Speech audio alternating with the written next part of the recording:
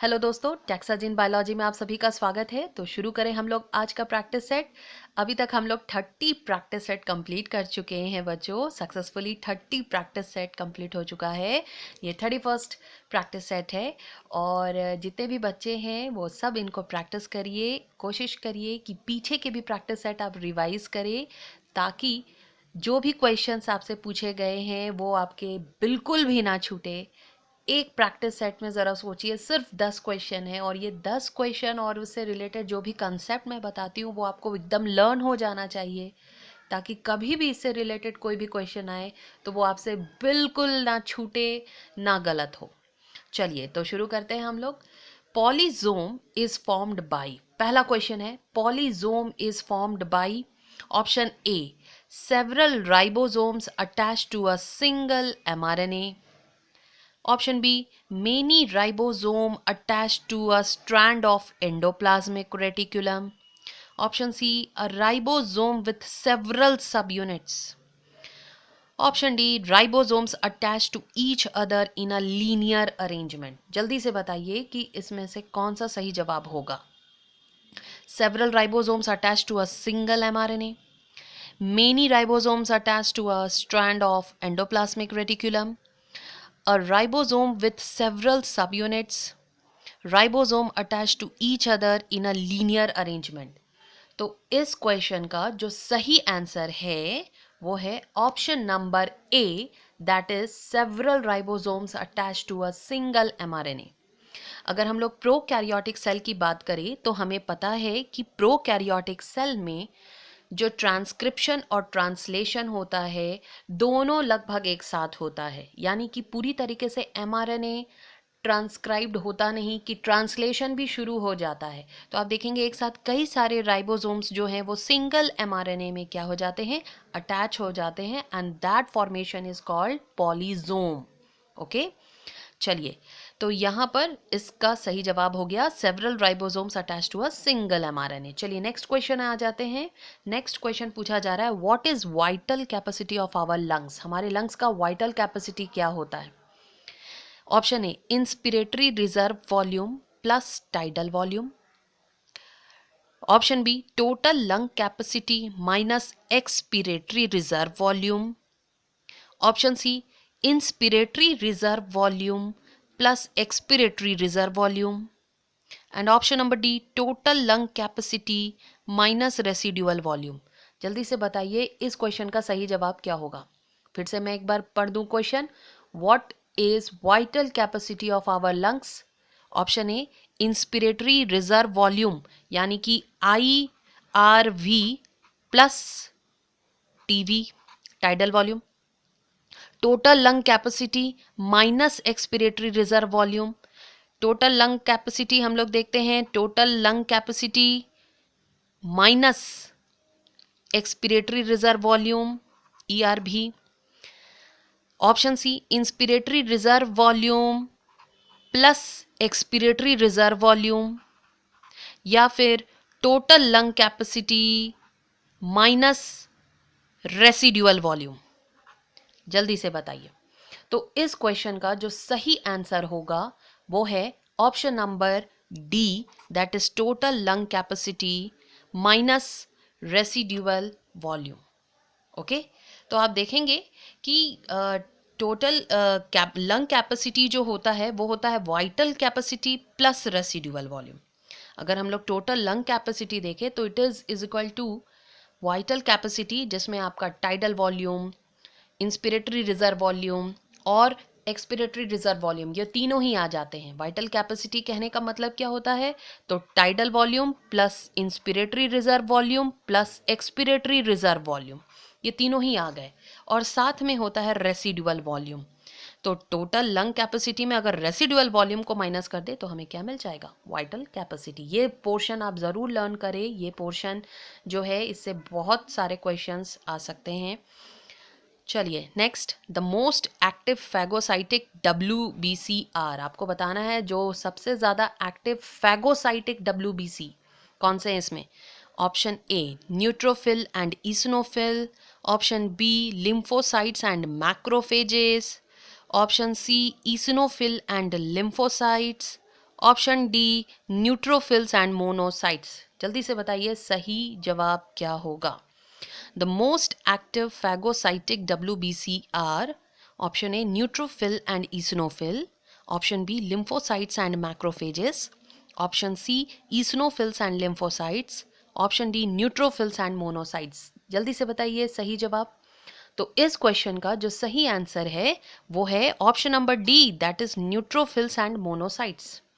Neutrophils की अगर हम लोग बात करें तो आपको पता है कि it is most numerous WBC in blood which has many lobes of nucleus. आप देखते हैं इसके न्यूक्लियस में कई सारे लोब्स होते हैं and it is phagocytic in nature. और ये न्यूट्रोफिल कैसा होता है, फैगोसाइटिक इन नेचर होता है। मोनोसाइट्स की बात करें तो it is the largest WBC। Okay, it is also called big eaters and it acts as a phagocytic cell when it enters between the tissues। okay, तो टिश्यूज के बीच में जब ये एंटर करता है तो ये फैगोसाइटिक की तरह काम करता है और इसे बिग ईटर्स भी कहते हैं। तो ये दो खास ऐसे WBC हैं जो फैगोसाइटिक सेल की तरह काम करते हैं। जबकि आपको पता है कि यहाँ पे ईसनोफिल्स जो आया है, ईसनोफिल जो है वो आपको पता है कि ये क्या करता है, तो during allergic conditions it provides immunity but it is not a phagocytic in nature. Lymphocytes जिसमें आप देखते हो कि ये इमोबाइल होते हैं बेसिकली, और दो तरह के होते हैं, T lymphocytes and B lymphocytes. T lymphocytes जो होते हैं वो आप देखते हो कि कई बार एंटीजेंस में खुद ही अटैक करते हैं और stimulate the B lymphocytes to produce antibodies. Okay, तो इस तरीके से हम लोग क्या देखते हैं कि जो फैगोसाइटिक WBC है that is neutrophils and monocytes, must remember. Okay, question number 4, which one of the following is resistant to enzyme action। आपको बताना है इनमें से कौन जो है वो resistant to enzyme action है। Option A cork, option B wood fibre, option C pollen exine and option D leaf cuticle. जल्दी से बताइए which one of the following is resistant to enzyme action, जिस पर एंजाइम का कोई action नहीं हो। Cork, wood fibre, pollen exine या लीफ क्यूटिकल। तो ये एक बहुत ही सिंपल सा क्वेश्चन है। आप देखेंगे कि इसका जो सही आंसर है that is option number C, pollen exine. तो pollen grain has 2 layered wall, आपको पता है, जिसको हम लोग स्पोरोडर्म कहते हैं। Outer layer is called exine and the inner layer is called intine. Exine is made up of the most resistant organic material called sporopollenin, which cannot be degraded by either acid or alkali, or even no enzymes are known to degrade it। तो आप याद रखेंगे pollen enzyme जो है resistant to enzyme action है। Next, in germinating seeds, okay, in germinating seeds fatty acids are degraded exclusively in the, आपको बताना है जर्मिनेटिंग सीड्स में फैटी एसिड्स कहाँ डिग्रेड होता है, प्रोप्लास्टिड्स, ग्लाइऑक्सीजोम्स, परऑक्सीजोम्स और माइटोकॉन्ड्रिया। जल्दी से बताइए कि जर्मिनेटिंग सीड्स में फैटी एसिड्स कहाँ डिग्रेड होगा। तो इस क्वेश्चन का जो 4 ऑप्शन है वो है प्रोप्लास्टिड, ग्लाइऑक्सीजोम, परऑक्सीजोम और माइटोकॉन्ड्रिया। आप देखेंगे सही जवाब है option number B, that is ग्लाइऑक्सीजोम।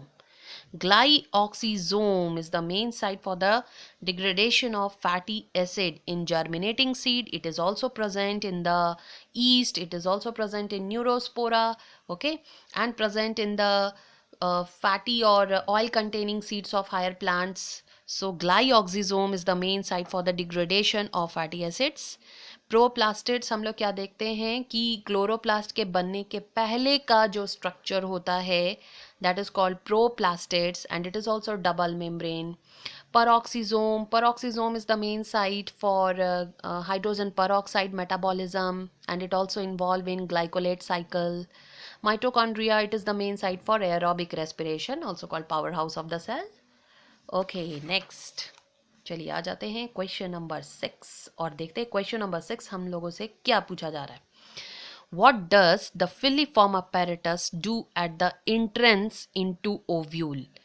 Entrance में जो filiform apparatus present होता है उसका क्या काम है? What does the filiform apparatus do at the entrance into ovule? It helps in the entry of pollen tube into a synergid. It prevents entry of more than one pollen tube into the embryo sac. It brings about opening of the pollen tube. It guides pollen tube from a synergid to egg. जल्दी बताइए कि इसका main काम क्या है. Filiform apparatus का main काम क्या है. तो आप देख रहे हो कि जो चार ऑप्शन है वो कौन कौन से हैं. It helps in entry of pollen tube into a synergid. It prevents entry of more than one pollen tube into the embryo sac. It brings about opening of the pollen tube. It guides pollen tube from a synergid to egg. The correct answer is option number A, that is it helps in the entry of pollen tube into a synergid. तो आपको पता है कि जो mature embryo sac होते हैं वो 8 nucleated 7 sailed होता है, जिसमें माइक्रोपाइलर एंड की तरफ 3 सेल्स होते हैं, 2 सिनाजिड्स और एक एग सेल. सिनाजिड्स के पास स्पेशल थिकनिंग होता है जिसे हम लोग कहते हैं filiform apparatus, and it guides the entry of the pollen tube into the synergid. Okay, तो ये pollen tube को एंट्री कराने में मदद करता है. याद रखेंगे, pollen tube को क्या करने में मदद करता है, एंटर कराने में मदद करता है, और एंटर कराते ही one of the synergid degenerate. चलिए next. Which one of the following is not a characteristic of phylum Annelida. आपको बताना है कि इनमें से कौन जो है एनिलिडा फाइलम का कैरेक्टरिस्टिक नहीं है. Option A closed circulatory system, option B segmentation, option C pseudocoelom, option D ventral nerve cord. जल्दी से बताइए कि आप देखेंगे which one of the following is not a characteristic of phylum Annelida.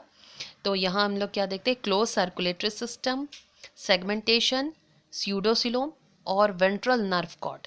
तो इस क्वेश्चन का जो सही आंसर है वो है option number C, that is pseudocoelom. It is not the characteristic of Annelida. आपको पता है एनिलिडा में ट्रू सिलोम प्रेजेंट होता है, दे आर साइजोसिलस. स्यूडोसिलोम तो हमें एस्केलमेंथस में मिलता है. चलिए next. The two subunits of ribosomes remain united at a critical ion level of copper, manganese, magnesium और कैल्शियम. जल्दी से बताइए, बहुत ही आसान सा क्वेश्चन है. आपको सीधा पूछा जा रहा है कि राइबोसोम्स के दोनों सब यूनिट आखिर किस आयन की मदद से क्या होते हैं, जॉइंट होते हैं, यूनाइटेड होते हैं. कॉपर, मैग्नीज, मैग्नीशियम और कैल्शियम. तो इस क्वेश्चन का जो सही जवाब है वो है option number B, that is it is option number C, magnesium. Okay, तो आप देखेंगे the two subunits of ribosomes remain united at a critical ion level of magnesium. याद रखेंगे. Next. Electrons from excited chlorophyll molecule of photosystem 2 are accepted first by cytochrome B, cytochrome F, quinone, ferredoxin. जल्दी से बताइए. Electrons from excited chlorophyll molecule of photosystem 2 are accepted first by cytochrome B, cytochrome F, quinone और ferredoxin. जल्दी से बताइए. तो इस question का जो सही जवाब है वो है option number C, that is quinone. तो आपको मैं याद करा दूं कि फोटोसिस्टम 2 के एक्साइट होते ही सबसे पहले इलेक्ट्रॉन को एक्सेप्ट कौन करता है. तो इलेक्ट्रॉन को एक्सेप्ट करता है, आप देखेंगे, फियोफाइटिन, है ना. तो फियोफाइटिन एक्सेप्ट करने के बाद इलेक्ट्रॉन को किसे दे देता है. तो इलेक्ट्रॉन ट्रांसपोर्ट सिस्टम में हम लोग देखते हैं डाउन स्ट्रीम की तरफ ये सबसे पहले देता है किसे, क्विनॉन को. क्विनॉन के बाद ये देता है किसे, तो आप देखेंगे साइटोक्रोम बी को, साइटोक्रोम एफ कॉम्प्लेक्स को एंड लास्ट प्लास्टोसाइनिन को. तो याद रखना है आपको कि जैसे ही फोटोसिस्टम 2 लाइट एनर्जी एब्जॉर्ब करता है ये एक्साइटेड हो जाता है और अपना इलेक्ट्रॉन किसे दे देता है, फियोफाइटिन को.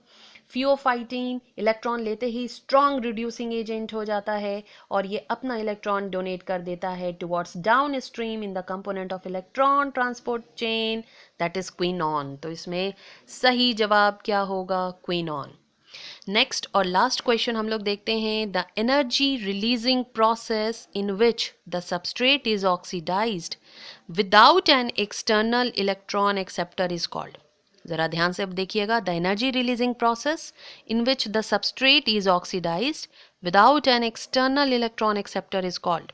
Option A fermentation, option B photorespiration, option C aerobic respiration और ऑप्शन डी ग्लाइकोलाइसिस। आपको बताना है वो एनर्जी रिलीजिंग प्रोसेस जिसमें सबस्ट्रेट ऑक्सीडाइज होता है बिना एक्सटर्नल इलेक्ट्रॉन एक्सेप्टर के।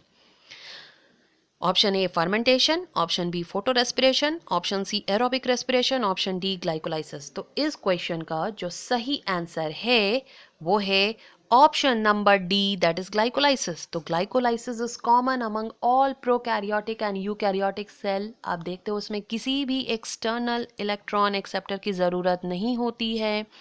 ग्लूकोज का एक मॉलिक्यूल आप देखेंगे 2 मॉलिक्यूल में टूट जाता है ऑफ पायरुविक एसिड, एंड ये इस प्रोसेस में हम लोग क्या देखते हैं, एनर्जी रिलीज होता है, मगर जो ग्लूकोज है that is not oxidise without an external electron acceptor, so it is glycolysis. तो आई होप आज के प्रैक्टिस सेट में भी आप लोगों के मैक्सिमम मार्क्स आए, और मिलते हैं हम लोग कल फिर नए प्रैक्टिस सेट के साथ। तब तक घर पे रहिए, खुश रहिए, पढ़ाई करते रहिए। Okay, bye.